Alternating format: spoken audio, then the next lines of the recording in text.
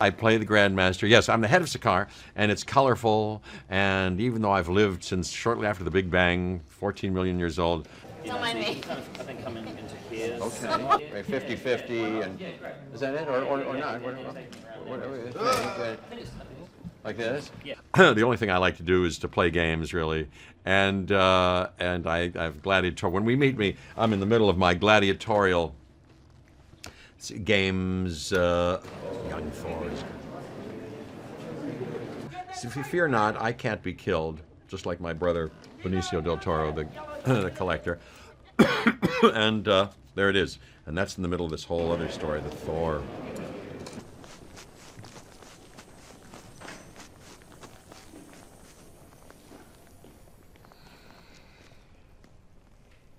Two, one, go!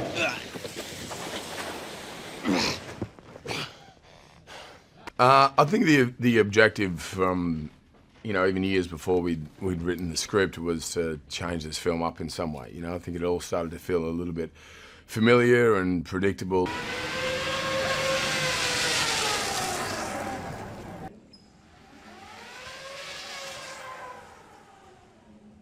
Like when you come along here, not high, but sort of like low, Yeah. and then you just go, cool. Damn, okay, cool.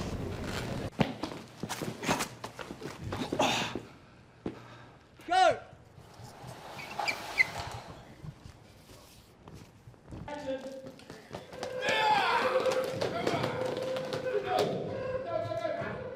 He agreed and, was incredibly receptive. And then we had Taika come on board who had the same attitude. And so, yeah, it was about changing the aesthetic look, the hair, the hammer, the costume, everything, the world.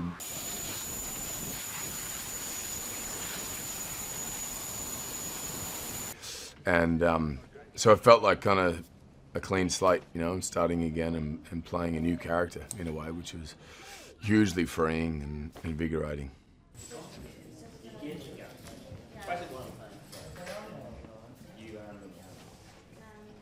I think there's a vulnerability to him, and then accessibility to him that wasn't there prior, I think the first time I played the character was about making him, playing a god.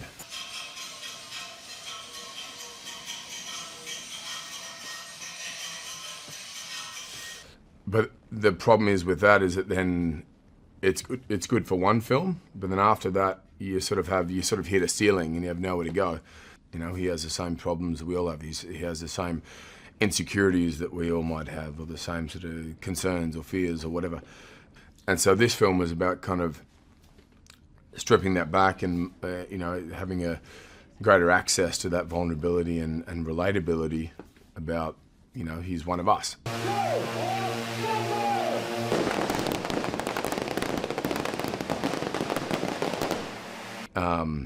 And then so we sort of did away with any exterior sort of confidence, and he was almost on the back foot a lot of the time, which is a lot more fun to play. My vision originally was just make Thor the coolest character and make him the most entertaining character, otherwise don't call the film Thor. And we wanted, and Chris had already said this to everyone as well, he's like, I want to do something where I'm not doing the same thing, I'm not treading water again and again, I want to change the character up and make him more fun and have an adventure. And so and Marvel are very responsive to when people want to do that stuff. So I went in and my vision was just that, make it fun and colourful, and look, that poster, it's like, it's got to be like that. It's got to be like the comic books that I grew up with, where it was like splash pages and Kirby art and it's fun and like vibrant and,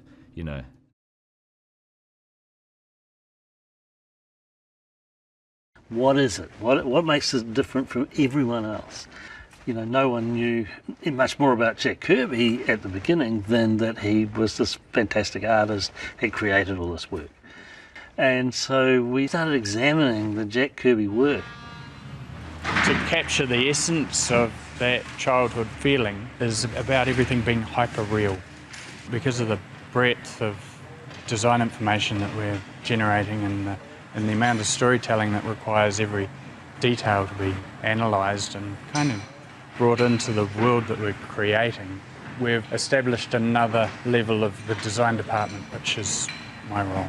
Everyone who's ever seen a Marvel comic knows this world, and so how do we then turn this into a real world that we can shoot? So, there's a whole lot of things that we use it as an influence for our spaceships, for our weapons, for our costume, for our world. Our world of Sakaar is loosely based and certainly influenced by Jack Kirby's work.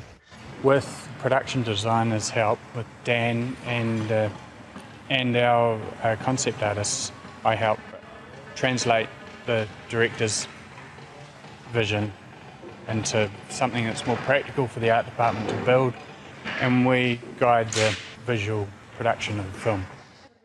So over here, there's the model we're working up for Sakaar. This is the gladiatorial arena, and the size of it in relation to the rest of the town shows you the importance of gladiators in this world. This model just allows us to explain to everybody what Sakaar is, the levels that it exists on, the sort of basic size of it. We have concept work that pretty much established the whole of this world. Now we're taking it into modelling, we're taking it into set build.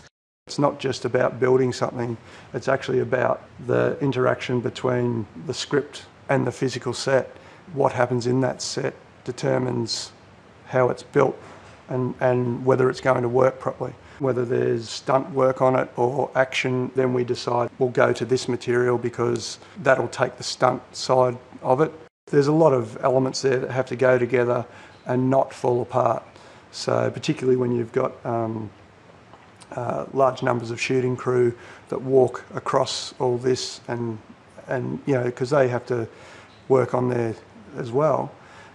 So everything has to be worked out structurally. So right behind me at the moment is the new construction we're doing. We've already shot in these streets, we've repainted them, and behind me is the new construction for the main road up to the Grand Master's Palace.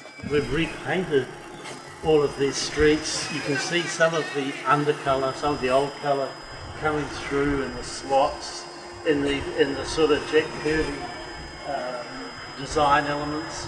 So we sort of keep referring, every time anyone doesn't understand what we're building, I say just refer to Jack Kirby, it's all there. And sure enough, we go in and we use that influence with our wall textures, our colouring, our shapes. It's very comic book, it's very in your face, it's very primary colour. We wanted to make sure that the city looked like it was made from recycled metal, and then how would that age? So we did a lot of different, research into how different metals age under different atmospheric pressure, and it was interesting. So we did a lot of sampling, a lot of camera testing for colours. In the end, we made everything look very corroded and had this real leaching coming out of all of the bright colours. So it dulled down the colour where we needed it to, and also just helped create the overall look and the atmosphere. What's the surface? What are the actors going to be seeing? What's the director actually going to be shooting?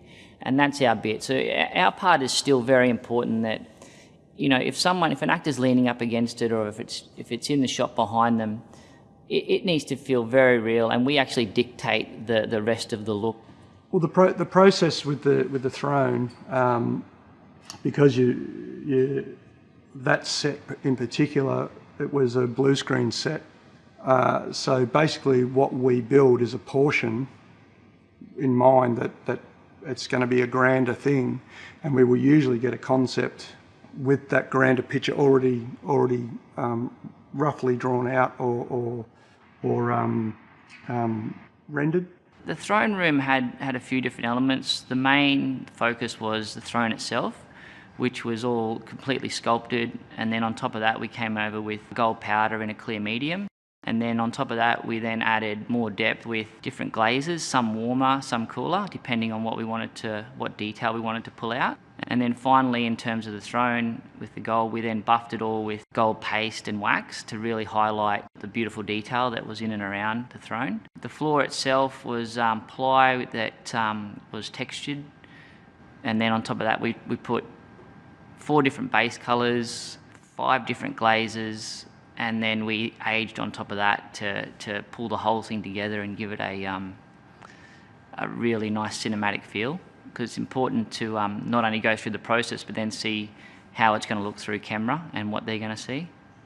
Yeah, the Hulk bed was interesting. It was, I worked a fair bit with Ra on that one. Basically, he wanted it to look like an upside-down weasel skull with the bottom jaw sticking up as the headrest and the eye sockets to the ground.